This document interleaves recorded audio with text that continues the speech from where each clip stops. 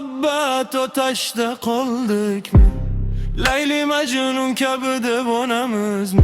Qancha darlar ustiga qo'shib sevgini yozib bizga shu kerakmidi?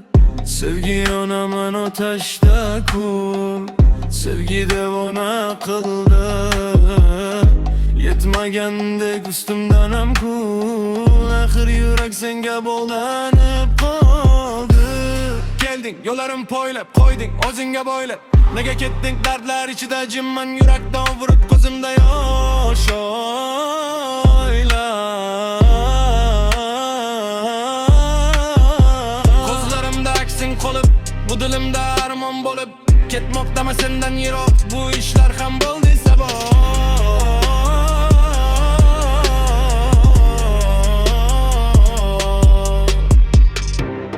Muhabbet o taşta qoldik mi? Leyli Mecnun kabi devonamiz mi? Qancha dardlar ustiga qo'shib sevgini o'zi bizga shu kerakmidi? Muhabbet o taşta qoldik mi? Leyli Mecnun kabi devonamiz mi? Qancha dardlar ustiga qo'shib sevgini o'zi bizga shu kerakmidi? Sevgi yonaman o taşta gul, sevgini bana qoldi.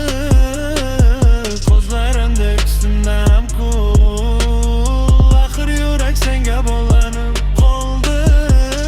Kelding yo'llarim poylab, qo'yding o'zingga bo'ylab. Nega ketding dardlar ichida jimman, yurakda uruq, ko'zimda yosh oyla.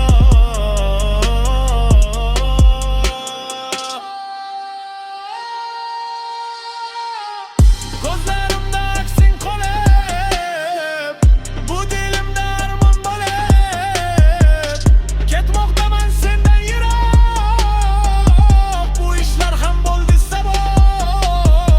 Ko'tarman kelsang bo'ldi yonimga, qancha gap gapirgin tegmas jonimga.